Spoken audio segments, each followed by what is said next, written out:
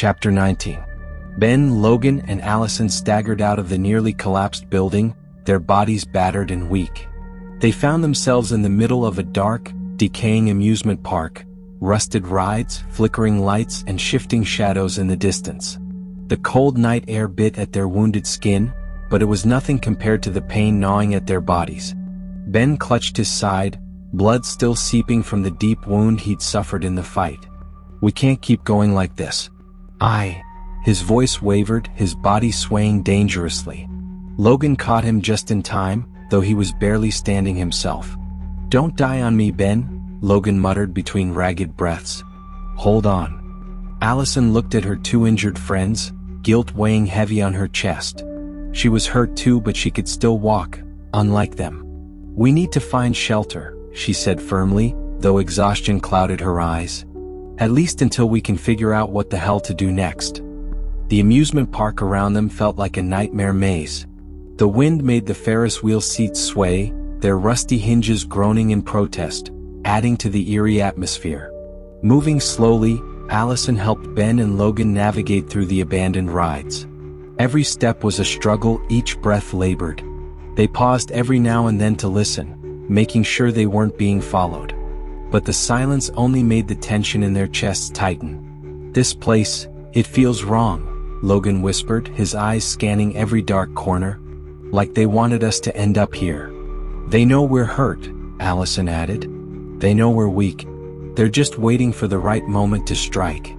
Ben lifted his head despite his drained body. "Then we fight back. I don't care if they're leading us into a trap.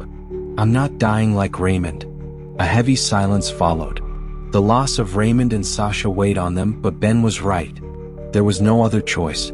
They had to keep moving no matter how much their bodies screamed for rest. They finally found temporary refuge behind an abandoned bumper car ride. Allison quickly examined Logan and Ben's wounds, tearing off pieces of her own shirt to wrap them as best as she could. "This won't stop the bleeding, but at least you won't die right this second," she muttered, though even she wasn't convinced. Suddenly, the sound of heavy footsteps echoed in the distance. They all froze, barely breathing. Peering through the gaps between the rusted bumper cars, they saw a new mascot approaching. This time it was a dog, its large hollow eyes both vacant and menacing. In its hands, it held a chainsaw, the blade humming ominously as it idled. "Jesus, how many of these freaks are there?" Logan hissed under his breath. "I smell blood," the dog mascot crooned, its voice a disturbing mix of robotic distortion and human glee. "Someone's close. I can taste it." Allison gripped Logan and Ben's shoulders, signaling them to stay quiet. But Ben's labored breathing made that nearly impossible. Every tiny movement felt like a death sentence. The dog mascot stopped just a few feet away, tilting its head as if listening. Then another sound cut through the night. From the opposite direction, another mascot appeared, a chicken just like the one that had burned before. This one, however, carried a massive machete, its blade scraping along the metal rides with a piercing screech. "They're nearby," the chicken said, voice thick with malice. "Let's finish them off." Logan's grip tightened around a rusted metal rod he had found earlier. "If they find me, I'm taking them down with me," he whispered. "Don't be an idiot," Allison shot back in a harsh whisper, though she knew he was just trying to protect them. The two mascots moved closer, their grotesque costumes illuminated by the dim, flickering lights. Allison, Ben, and Logan held their breath, their hearts pounding. Then, out of nowhere, the Ferris wheel groaned loudly as it suddenly creaked to life, its lights flickering erratically. Both mascots immediately turned toward the sound, momentarily distracted. "What the hell?" the chicken muttered. The dog mascot narrowed its eyes but let out a small chuckle. "Maybe they're trying to distract us. But that won't work." Still, the unexpected noise bought them time. Allison gestured quickly for Ben and Logan to crawl out from behind the bumper cars. They moved as quietly as possible, suppressing their groans of pain, slipping away while their hunters remained fixated on the Ferris wheel. Once they had put some distance between them, Allison turned to Logan. "I know you want to fight, but we have to be smarter than them. If we keep rushing in, we're dead." Logan clenched his jaw, struggling with her words.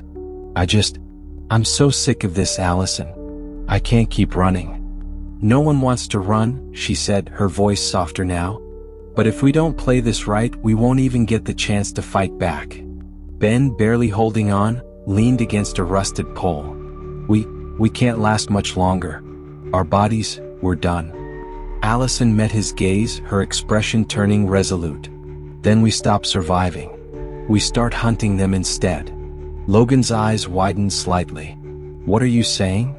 We use this park, Allison explained. The rides, the wreckage, everything. They think they're hunting us, but we turn it around. We fight back. These freaks aren't superhuman, they're just lunatics in costumes with dangerous weapons.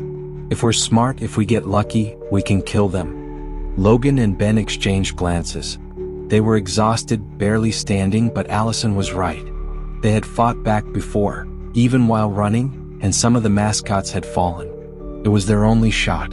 In the distance, the Ferris wheel kept spinning, its blinking lights casting eerie shadows across the park as if mocking them. Behind every dark corner, death was waiting.